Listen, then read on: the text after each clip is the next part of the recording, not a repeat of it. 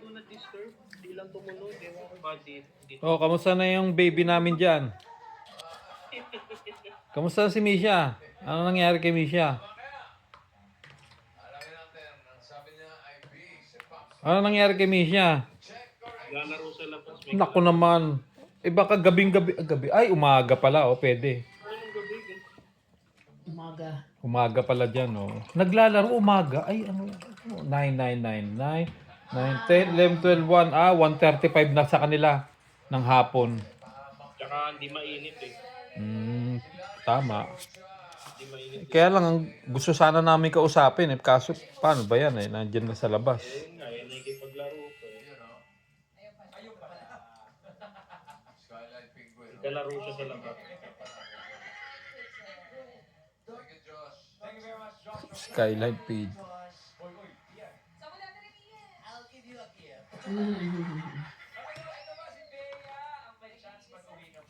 Ano yan?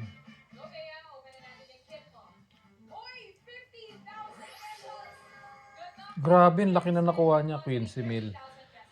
Baka ano mo naman, Han. Ay, matatawag mo si Misha. Baka malapit lang siya dyan na pwede mo matanaw. Malapit ng birthday ng daddy niyo, ha? Oo nga eh. Oo, syempre. Nalala ko yun. Baka nakakalimutan nyo. Oo nga, parang ilang araw na lang, no? Parang saglit na, apat. Halika rito muna, kausapin ka. Patay Andyan mo si na. Misha. Hindi marinig eh. Patay mo. O yan, kausapin nyo lang konti kasi may kalaro eh. May kalaro. Kailan ang Christmas party nila? Misha, kamusta ang baby? Kamusta na yung baby namin? Yay. Ano daw, sabi niya? Talaga busy. May kalaro. Ano ba yan? Okay lang yan. At least hindi siya nagsiselfone.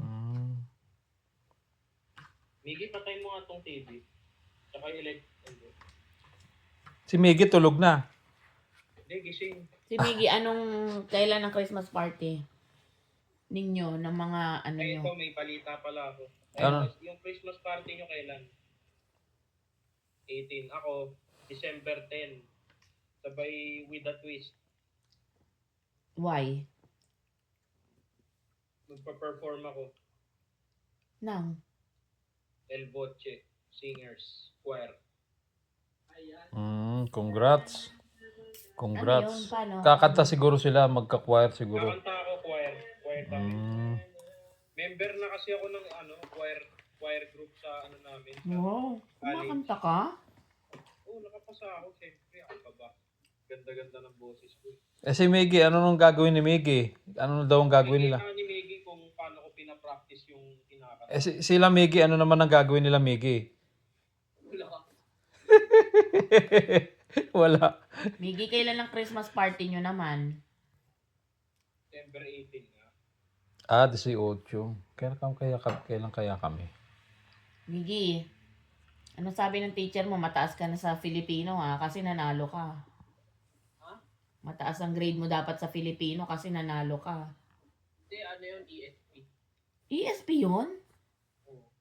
Yung teacher niya na mataray, kaysa tinarayan din ako. Tinanong pa Bakit? naman kung kuya ba talaga yun sa akin? Kuha ba Bakit? kung ano ba tingin niya sa akin? Bata, gano'n. Hindi, kasi hindi kayo magkamuka. Ikaw, ang kamukha mo ako. Si Miggy, si daddy mo. Ganon. Parehas kasi kaming pogi eh. Kaya hindi... Ano sa'yo kung kuya ba talaga ako?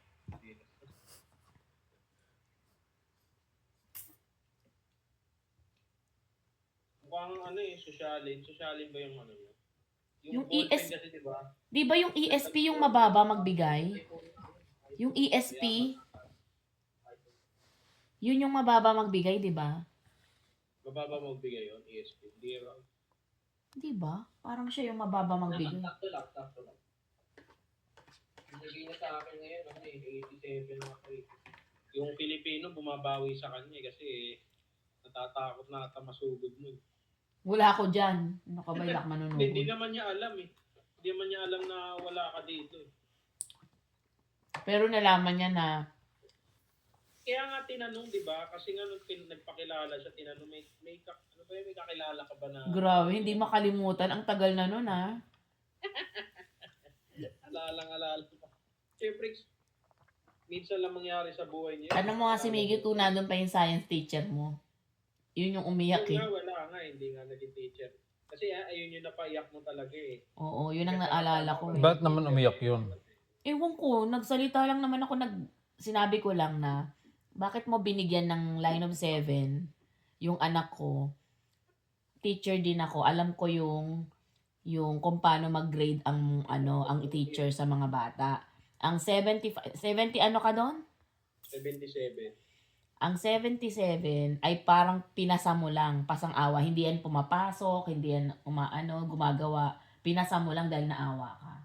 Yun ang meaning ng 77, ng line of Tapos 7. umiyak na. Tapos sabi ko, makakalimutan ko yan. Pero in English makakalimutan ko yan, pero it will mark forever to my child. Sabi kong ganun.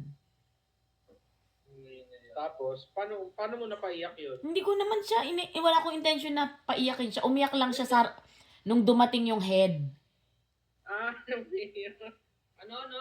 Nung dumating yung head teacher, mas mataas na posisyon sa kanya. Doon siya umiyak. Hindi ko alam kung bakit siya umiyak doon. Yun lang naman ang sinabi ko. Sobra ba yung iyak niya doon? Parang na talaga siya? Naging emotional siya, no? Hindi naman, yung parang, Napaloka lang. ano lang, yung parang gumagano lang. Ganun. Ganun lang. Nagtaka nga ako sa Baka kanya, tears bakit siya of umiyak. joy. Nagtaka ako ba't siya umiyak. Tears of joy yun siguro. Tears of joy. Tears of joy.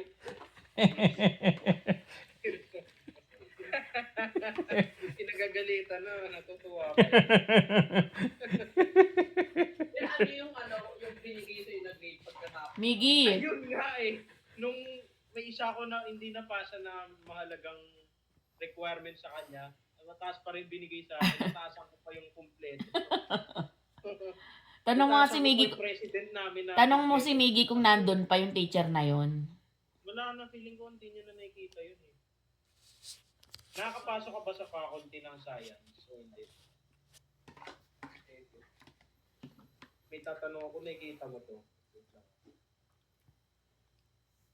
Hindi ko kasi alam kung ito, nakikita mo to. Hindi mo nakikita yan. Ito ito. Kahit sa school mismo, hindi mo nakikita yan. Hindi. Hindi na? Wala pa teacher sa JNC. Wala. Bakit? Hindi ko lang alam. Wala na siyang pinopost na about sa